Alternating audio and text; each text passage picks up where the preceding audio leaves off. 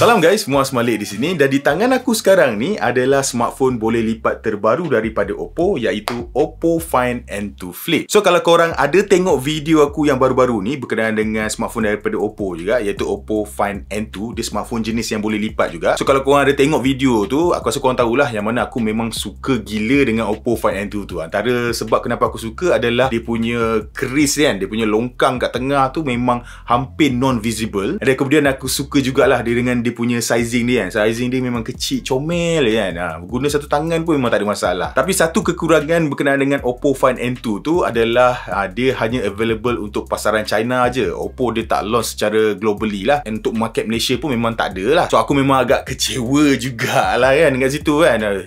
Aku tak tahu lah kenapa dia orang tak nak launch kat Malaysia. Tapi ni bagi aku dia adalah topik for another day lah. Sebab hari ni kita sebenarnya nak fokus kat smartphone ni. So apa yang bestnya tentang Oppo Find N2 Flip ni adalah dia dilancarkan secara globally dan akan available untuk pasaran Malaysia juga. So waktu aku rekod video ni, aku masih lagi tak tahulah man, berapa harga jualan rasmi untuk pasaran Malaysia. Tapi korang jangan risau, once bila aku dapat je harga jualan rasmi dia untuk pasaran Malaysia, aku akan letakkan harga dia tu kat dalam description box di bawah. Baik, jadi persoalan yang berikutnya, selain daripada kebolehan untuk dia flip tu buka tutup macam ni, apa lagi kelebihan ataupun benda yang menarik tentang Oppo Find N2 Flip ni? Sebab kalau Oppo hanya nak berharap dengan kebolehan dia boleh flip ni, aku rasa phone-phone lain pun boleh flip. Sebab dekat pasaran sekarang aku rasa ada banyak juga smartphone yang boleh lipat. Contohnya macam smartphone daripada Samsung, smartphone daripada Motorola, dan kemudian kita juga ada smartphone flip daripada Huawei. Itu kalau cerita pasal flip lah. Kalau jenis foldable horizontal tu lagi banyak lah. Xiaomi pun ada,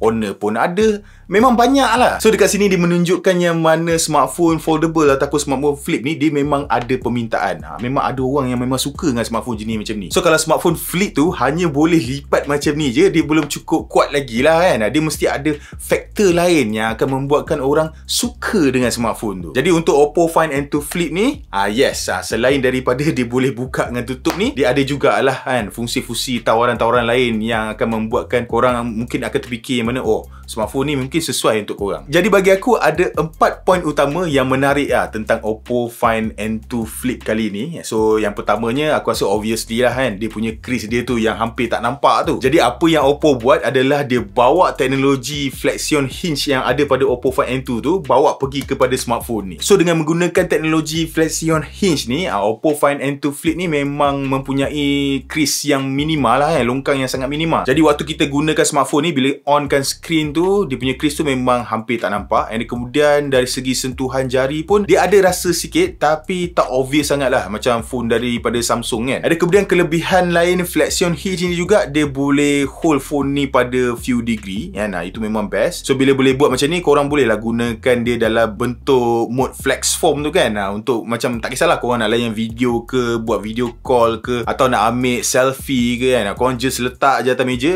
lepas tu snap lah gambar. Tapi aku rasa lah kan, kalau korang gunakan Oppo Find N2 Flip ni, korang takkan buat macam tu lah. Korang tu memang takkan ambil gambar menggunakan kamera selfie dia. Kenapa aku cakap macam ni? Kejap lagi aku akan explain dengan lebih detail lagi. Dan kemudian aku suka juga yang mana dekat bahagian tepi kesuhan, dekat bahagian depan skrin dia ni, dia macam ada border tau. Dia macam ada terbonjol sikit. So kalau aku lipat macam ni kan, dia akan rasa lebih secure lah. Aku tahulah yang mana dia takkan terkena dekat skrin tu kan. Dan sama juga macam Find N2, Find N2 Flip ni juga mampu untuk lipat tanpa sebarang gap.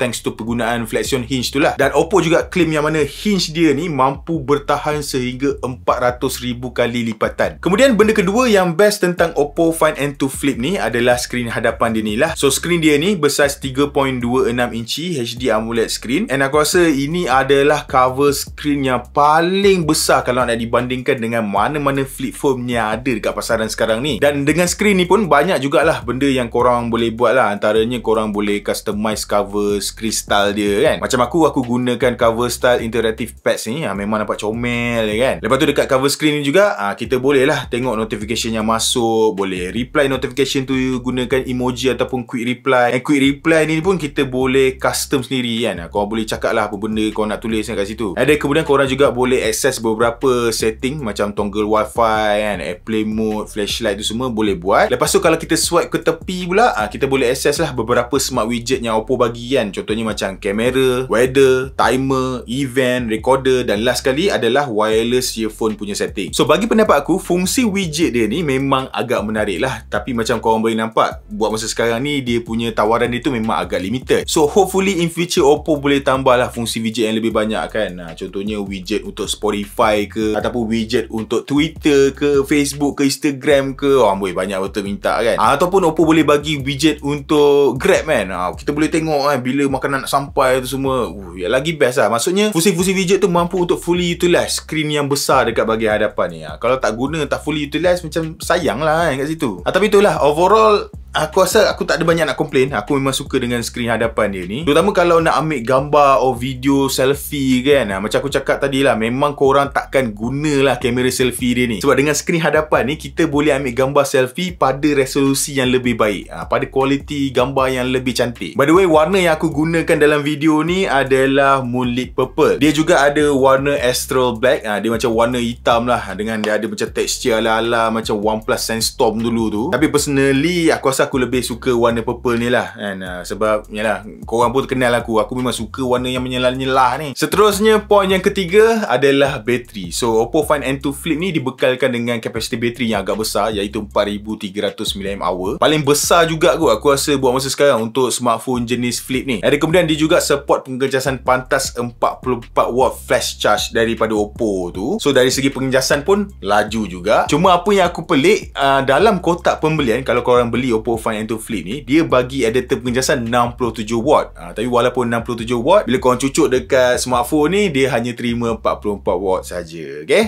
Benda tu kena ingat tu. Jangan nanti lepas dah beli buat-buat terkejut pula jangan kata aku tak pesan. Dan poin yang keempat, poin yang terakhir adalah tak lain tak bukan dia punya kamera Hasselblad dia ni lah. So Oppo Find N2 Flip ni, dia didatangkan dengan 3 setup kamera, iaitu kamera utama 50MP IMX 890 f1.8, kamera ultrawide 8MP f2.2 dengan sudut bukaan 112 darjah, dan kamera selfie 32MP IMX 709 f2.4. Jadi dengan kolaborasi dengan Hasselblad ni, of course lah kan, kita akan dapatlah feature-feature Hasselblad tu. Contohnya macam color sign Hasselblad, ada kemudian filter Hasselblad, shutter sound Hasselblad, dan kemudian dapat juga fungsi macam expand mode tu semua. Ada kemudian apa yang menariknya lagi, Oppo Find N2 Flip ni juga turut didatangkan dengan imaging MPU Oppo yang popular tu, iaitu Mari Silicon X. So secara overall, gambar-gambar yang mampu terhasil daripada lensa kamera Oppo Find N2 Flip ni bagi aku memang sangat memuaskan lah. So tak kisahlah kalau korang ambil gambar pada kawasan terang, kawasan gelap kan, portrait mode ke, expand mode ke, boleh kata semuanya memang bagi aku cukup memuaskan. Memang cantik. Cuma kalau lah aku nak cari lubuk kan, kamera yang paling lemah aku rasa adalah kamera ultrawide dia lah, sebab 8MP tu. So dengan 8MP ni, satu kelemahan yang aku nampak adalah dari segi ketajaman gambar lah, of course lah kan. Dari segi kualiti gambar bagi aku tak ada masalah, hasil gambar memang okey. Cuma let's say kalau once bila korang ambil gambar, lepas tu korang nak crop sikit ke, memang tak boleh lah. Once bila crop sikit je, boleh nampak lah dia punya pixel dia pecah kan. So itu je lah kelemahan yang aku nampak untuk dia punya kamera untuk fotografi ni. Ada kemudian aku juga perlu minta maaf pada korang kan, macam korang boleh nampak memang langsung kan tak ada sampel gambar selfie. Sebab yalah, bila aku dah gunakan phone ni, aku memang langsung tak ada ambil gambar selfie dekat dia punya kamera selfie dia. Aku ambil selfie gunakan kamera utama dia lah kan. Apa benda nak gunakan kamera selfie dia. Lepas tu untuk video pula, korang boleh rekod sehingga 4K 30 frame per second pada kamera utama, dan 1080p 30 frame per second pada kamera ultrawide dan kamera selfie. Satu benda yang aku tak suka berkenaan dengan video setting dia ni, aku tak tahulah dia bugs ke apa ke, bila tukar ke ultrawide daripada kamera utama, dia akan turun ke 1080p punya setting. Tapi bila kita patah balik ke kamera utama, pelik kan, dia tak patah balik ke 4K, dia stay kepada 1080p. So bagi aku benda ni memang agak annoying lah, and aku rasa Oppo kena cepat-cepat fix masalah ni. Dan untuk video ni juga, apa yang bestnya kan, kita boleh rakam video menggunakan style yang macam ni kan, sebab kita gunakan fungsi flex mode tu lah. So bila pegang macam ni untuk ambil video, memang dia rasa nostalgic gila lah. Teringat masa zaman-zaman camcorder dulu. Lepas tu antara spesifikasi lain yang ada pada Oppo Find N2 Flip ni adalah dia menggunakan chip MediaTek Dimensity 9000 1000 plus. Overall dari segi performance memang okey lah. Untuk day to day usage ataupun nak main game ke memang tak ada masalah, and aku guna okey je. So dia punya kekuasaan dia tu lebih kurang sama level lah macam Qualcomm Snapdragon 8 Plus Gen 1. Kemudian skrin utama dekat bahagian dalam dia ni bersaiz 6.8 inci Full HD Plus 120Hz LTPO AMOLED. So skrin dia memang cantik, brightness tinggi, boleh pergi sampai 1200 nits, dan refresh rate skrin dia ni pun mampu bertukar secara variable dari 1Hz hingga 120Hz, memang okey. Kemudian untuk OS, dia menggunakan color OS 13 on top of Android 13, dan Oppo Find N2 Flip ni dijanjikan Android OS update selama 4 tahun dan security update sehingga 5 tahun. So memang terbaik. Kemudian dia juga mempunyai conventional fingerprint scanner pada bahagian tepi yang mampu untuk baca jari aku dengan pantas, mempunyai fungsi NFC, support dual 5G SIM, dan turut didatangkan dengan setup stereo speaker yang cukup kuat, cukup baik. Oh, yang satu lagi aku lupa nak bagi tahu, Oppo juga turut memberikan casing percuma untuk Oppo Find N2 Flip ni dalam kotak pembelian.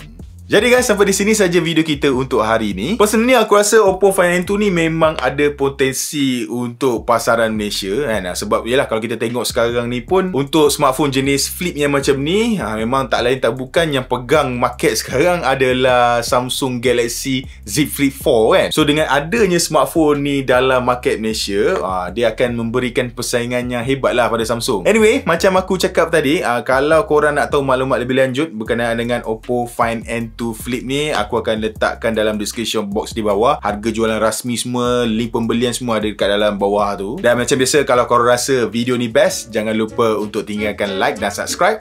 Kita berjumpa lagi di video yang seterusnya. Bye bye.